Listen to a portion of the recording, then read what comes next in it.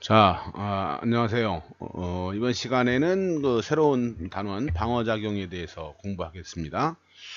먼저 병원체 단원인데, 이 병원체라고 하는 건 이제 질병을 일으키는 생물들을 우리가 병원체라 그러죠. 어, 이런 병원체들이 우리 이제 사람 몸에 들어오면 사람 몸에 있는 양분을 이용을 해서 지들이 이제 살기도 하고, 또 들어와서 이제 일정 기간 서식하는 서식 장소 역할이 우리 몸이 하게 되는 거죠. 그래서 우리 몸에 들어왔다가 또 다른 생물을 또 이동하는 그 통로 역할을 또 하기도 하고 하는데, 이런 그 병원체들이 이제 어떤 것들이 있느냐 하면, 제일 먼저 나온 게 이제 곰팡이가 나와요. 우리 이제 귤 같은 거에 보면 이렇게 곰팡이가 이렇게 있잖아요. 이게 이제 푸른 곰팡인데, 푸른 곰팡이. 요거를 이제 크게 확대한 그림이 바로 요건데, 여기 보면 곰팡이 특징이 이런 균사가 발달되어 있는 거예요. 이런 이게 실같이 되어 있죠.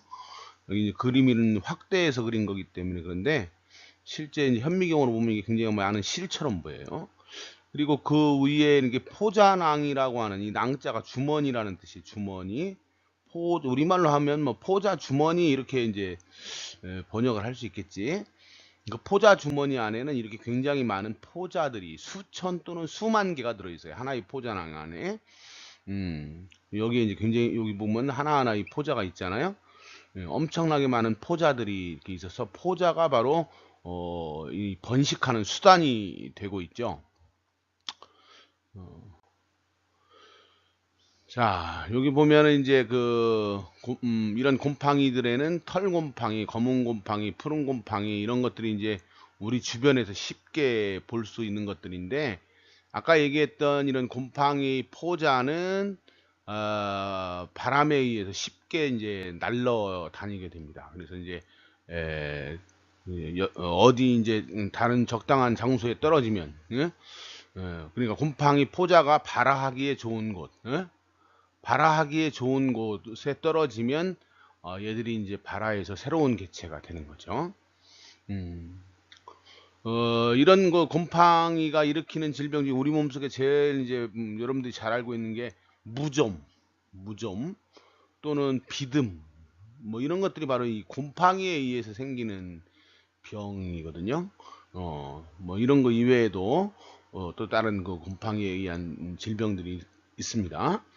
음, 그다음에 이런 곰팡이 외에도 세균이나 바이러스, 원생동물 이런 것들이 이제 우리 몸에서 또 질병을 일으키는 병원체의 역할을 하게 되는데, 자, 먼저 세균에 대해서 공부해 봅시다. 세균. 세균은 세포성 생물이죠. 세포 구조를 가지고 있다니, 즉 세포막으로 둘러싸여 있죠. 그런데 이제 동물과 식물 같은 거는 이 안에 뭐가 있어요? 핵이 있잖아요. 그런데 세균은 이런 핵이 없어요. 핵이 없습니다. 아, 그런 핵을 가지고 있지 않다라고 하는 것이 중요한 하나의 특징이고, 그 다음에 얘들은 세포 하나가 하나의 개체가 되는 그런 단세포 생물이야. 어? 어. 여기 이제 원핵 생물이라고 하는 말이 나오는데, 원핵 생물은 바로 이렇게 핵을 가지고 있지 않은 그런 세포로 되어 있는 생물들을 원핵 생물이라 그래요. 세균 말고도 이제 원핵 생물이 몇 가지가 있는데, 여러분들 세균만 알고 있으면 됩니다. 세균은 원핵 생물이다 이렇게 하시면 되고, 자, 요 세균을 우리가 이제 여러 가지 방법으로 이제 종류를 나누기도 하는데, 여기는 보면 모양에 따라서 구균, 공처럼 둥글게 되어 있다 그래서 구균, 그다음에 간균은 막대기처럼 이렇게 길쭉하게 되어 있다 그래서 간균, 이 막대기 간자야. 그다음에 나선균은 이게 이제 꾸불꾸불하게 되어 있다 그래서 나선균, 이렇게 모양에 따라서 이름을 붙이기도 하는데, 세균은 워낙 크기가 작기 때문에 육안으로는 관찰이 불가능하죠. 그래서 현미경으로 보아도 현미경 시야에, 현미경 시야가 있으면 거의 작은 점으로밖에 보이지 않아요. 근데 이것도 이제 투명한 그런 세균들이 많기 때문에 그냥은 또 보이지도 않아요. 그래서 이걸 염색을 하면 특정한 염색약으로 염색이 이렇게 되면 우리가 보통 그램이라고 하는 염색을 많이 하는데, 그램이라고 하는 염색약으로 염색이 되면 그램 양성균, 염색이 안 되면 그램 음성균 이렇게 부르기도 합니다. 그래서 종류를 이렇게 나누기도 한다. 그러니까 세균을 나누는 방법이 여러 가지가 있어요. 그 중에 여기는 모양으로 나누는 예가 우리 교과서에 나와 있다 그런 얘기예요. 자, 여기 세균을 한번 봅시다. 세균이 지금 이런 식으로 생긴 단세포 생물이라고 그랬지. 세균 뒤에 보면 이동수단으로 이 편모를 가지고 있는 것도 있고 또 없는 게 있어요. 다 가지고 있는 건 아니고, 이렇게 꼬리가 있어서 이게 얘가 있어서 이렇게 운동할 수 있는 그런 세균들이 있다라고 하는 거고.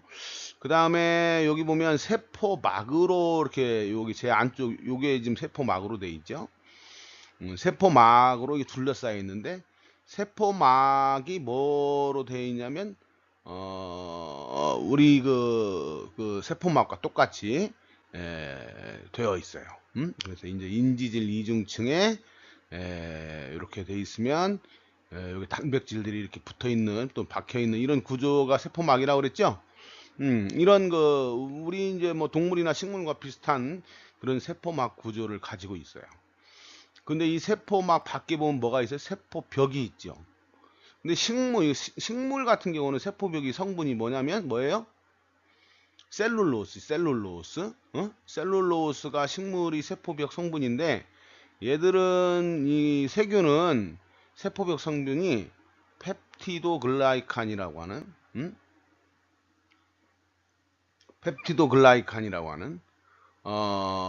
일종의 당단백질이야. 당단백질. 그러니까 단백질에 당이 붙어 있는 거. 단백질에 당이 붙어 있는 당단백질로 이루어져 있어요, 세포벽이. 그래서 식물과 똑같이 세포벽이지만 성분이 이렇게 다르다. 단백질이 주성분인 거야, 그러니까. 그런 점이 좀 다르고요. 그 다음에 제일 바깥쪽에 보면 뭐가 있냐면 캡슐이라고 하는 게 있지.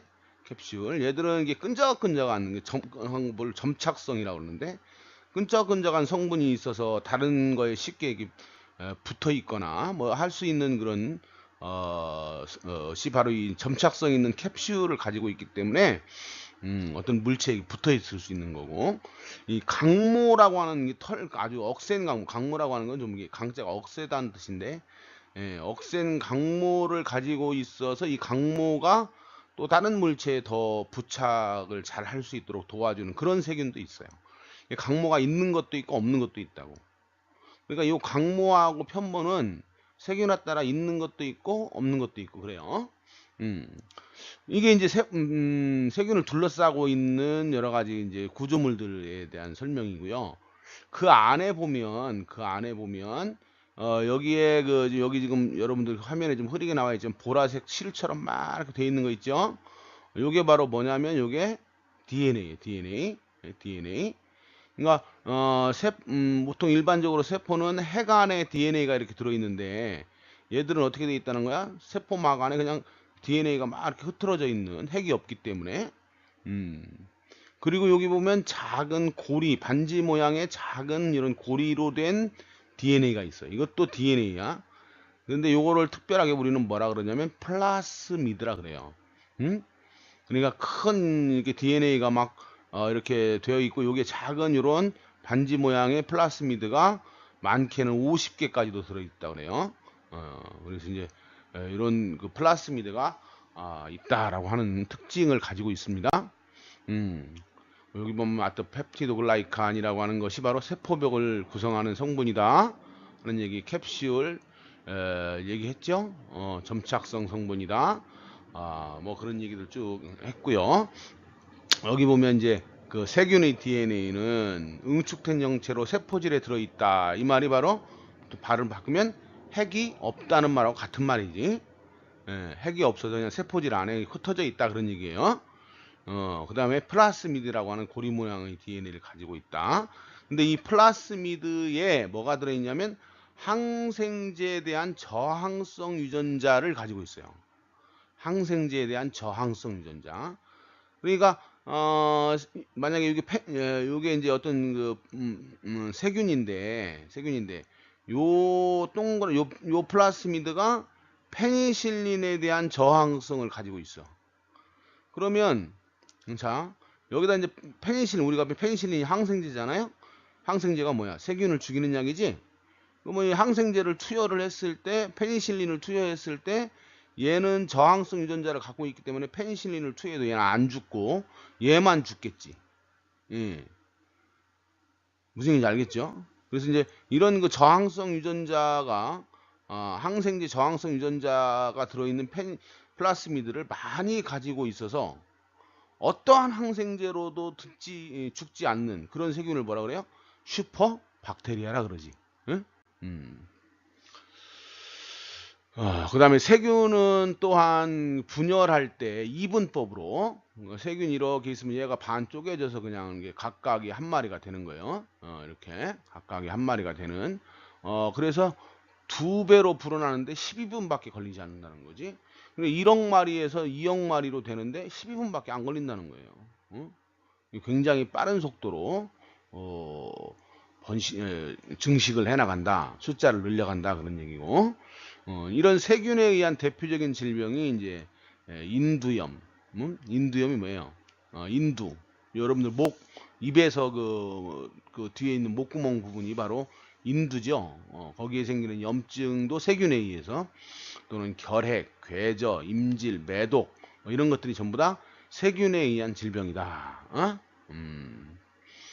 다음에는 지금 파상풍의 원인이 되는 세균인 클로스트리디움 테탄이라고 하는 건데, 얘는 이제 물론 세균이죠. 세균인데 얘들은 근육의 이완을 방해하는 그런 독성이 있는 물질을 분비해요. 그럼 근육이 이완이 안 되는 거야. 근육이 이완이 안 된다는 얘기는 모든 근육이 수축 상태로 된다는 얘기지. 한마디로 이제 여러분들 쥐가 나면 근육이 막 수축하는 거거든요. 그러면 그런 그 수축 상태가 계속되니까 고통스럽겠지. 그래서 몸이 막 뒤틀리게 되고, 이게 이제 뼈에 붙어 있는 근육만 그러는 게 아니라 내장에 있는 근육들도 막 하게 되면, 결국 제대로 숨을 쉬지 못해서 사망하게 되는, 이런 그 질병이 바로 파상풍이에요. 다음은 이제 바이러스입니다. 바이러스는 우리가 지난번에 다 공부를 했기 때문에 여기서 간단하게 하고 넘어갑니다. 얘는 세포 구조를 가지고 있지 않다 그랬어요. 여기 좀 둘러싸고 있는 이런 것들이 세포막이 아니다라고 하는 거야. 그래서 여기 보면 세포막이라는 이름이 대신에 뭐라고 해서 그냥 외피라고 돼 있지. 여기 주성분이 뭐라고 그랬어요? 단백질이라고 그랬어. 단백질. 그냥 단백질로만 둘러싸여 있어서 물질의 이동이 잘 일어나지 않는다라고 하는 거야. 물질의 이동이. 세포막은 세포에게 필요한 물질을 잘 이동시켜야 되죠. 근데 얘는 그런 능력이 없어서 세포막이 아니다라고 하는 거고, 이 안에 바로 유전 물질이 들어있죠. 근데 이렇게 DNA라고 하는 것이 유전 물질인 것도 있는데, RNA라고 그래서, DNA는 어떻게 되어 있냐면 DNA는 이렇게 이중 가닥인 거 다 아시죠? 근데 RNA는 이렇게 한 가닥, 외가닥으로 돼 있어. 외가닥으로. 그래서 이제 RNA라고 하는 그런 물질이 유전 물질인 그런 바이러스도 있다라고 하는 거고, 여기 보면 이제 인플루엔자, 여러분들 인플루엔자가 뭔지 알죠? 인플루엔자를 독감 인플루엔자 뭐 이런 얘기 들어봤을 거야. 그래서 이제 그런 걸 일으키는 바이러스가 바로 RNA. 또 여러분들 잘 알고 있는 그 에이즈를 일으키는 인간 면역 결핍 바이러스라고 그래서, 이게 에이즈를 일으키는 바이러스거든요. HIV라고 해서. 요것들도 유전 물질이 RNA야. DNA가 유전 물질인 바이러스도 있고, RNA가 유전 물질인 바이러스도 있다. 근데 하여튼 이 바이러스는 세균보다 크기가 뭐 10분의 1, 100분의 1로 크기가 아주 작아요. 그래서 이제 아까 설명했지만 단백질로 이루어진 껍질과 그 안에 헥산으로 되어 있는데, 이거 지난번에도 우리가 이제 설명했잖아요. 이거 중요한 거죠. 헥산에는 스스로 자신을 복제할 수 있는 유전 정보가 들어 있는 거야. 그리고 이제 이 바이러스는 특징이 뭐라고, 자기 자신이 가지고 있는 효소가 없다 그랬죠. 그래서 이제 주로 이제 숙주가 가지고 있는 숙주세포 물질 대사 기구, 요게 바로 뭐요? 효소, 숙주의 효소를 이용해서 자신을 복제하고 한다, 그런 얘기고. 어, 어, 자, 여기 지난번에 다 여러분들이 이제 바이러스 배울 때 했던 얘기예요. 자, 이런 바이러스에 의한 질병들은 어떤 것들이 있냐? 감기 독감, 홍역, 수두, 소아마비, 관경병, 그 다음에 에이즈, 이런 것들이 전부 다 바이러스에 의한 질병이다라고 하는 거예요. 다음은 이제 진핵생물 중에서, 진핵생물은 뭐예요? 아까 원핵생물은 세포 안에 핵이 없는 거라 그랬으니까 이 안에 핵이 있는 그런 세포들로 이루어져 있는 생물을 진핵생물이라 그래. 예. 진핵생물 중에서 병원체인 건 원생동물하고 아까 설명했던 곰팡이류, 균류, 이런 것들이 있는데, 원생동물에 의해서 나타내는 게 대표적인 게 여러분들이 잘 알고 있는 말라리아예요. 말라리아. 말라리아 조금 이따 설명하기로 하고, 하여튼 균류는 아까 얘기했지만 무좀 같은 게 이제 우리가 이제 흔히 균류 때문에 나타나는 질병이고, 자, 말라리아는 보면 말라리아 모기에 의해서 이제 전염이 되죠. 감염이 되죠. 음? 어. 그러니까 여러분들이 말라리아 모기가, 예를 들어서 이제 말라리아 모기가 이렇게 해서 모기라고 합시다. 그럼 이 말라리아 모기가 말라리아를 일으키는 게 아니라기보다는 말라리아 병원충이라고 하는 원생생물이 모기 이제 그 침샘 속에, 모기의 침샘 속에 이제 애들이 말라리아 병원충이 있는 거야. 그러면 이제 모기가 이제 이렇게 침으로 우리 사람이나 다른 동물들을 피를 빨아 먹으려고 침을 쏘면 여기 있는 그 말라리아 병원충이 들어오게 되는 거죠. 그러면 그 말라리아 병원충이 어디에 이제 기생하느냐면 적혈구에 주로 기생해. 적혈구. 음. 음. 그래서 적혈주를 기생하면 적혈구를 파괴를 하면 그때 방출되는 독소에 의해서 열이 막 엄청나게 오르고 그러죠. 어? 어, 어.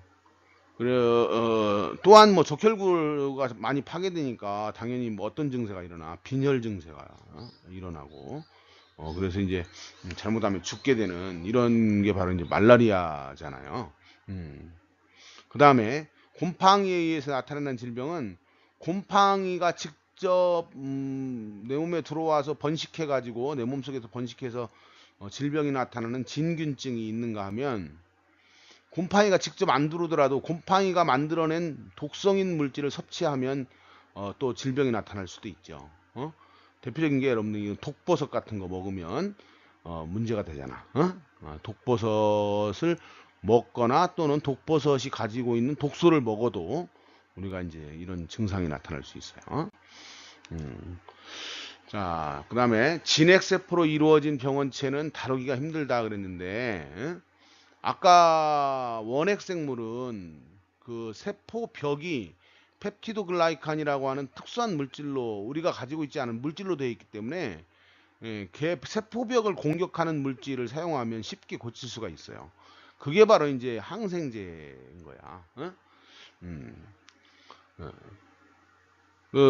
그런데 이 항생제는 우리 진핵생물로 되어 있는 이런 원생동물이나 균류는 그런 펩티도글라이칸이라고 하는 것으로 되어 있는 세포벽이 없기 때문에 항생제를 이런 데 쓰면 쓰나마나죠. 그리고 이런 그 원생동물이나 균류를 우리가 이제 치료하기 위한, 얘들을 죽이기 위한 약을 먹으면 우리 세포도 이 얘들하고 비슷하게 생겼기 때문에 얘들만 죽는 게 아니고 우리 세포들도 손상을 입을 수가 있다고요. 그래서 약물을 개발하기가 쉽지 않겠지. 그래서 종류가 많지 않고, 그 다음에 이런 거 또 그 이외에 다른 어떤 문제점을 일으킬 수 있다라고 하는 거예요. 뭐 독버섯 그림들이 쭉 나오고 있고. 다음은 그 프라이온이라고 하는 건데, 얘들은 바이러스라고 하는 것보다도 훨씬 작아요.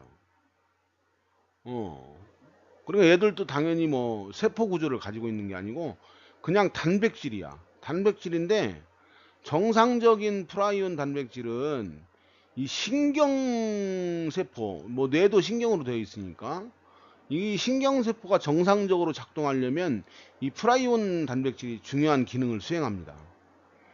그런데 얘가 옆에 있는 다른 단백질을 안정된 구조로 변형시키기도 해.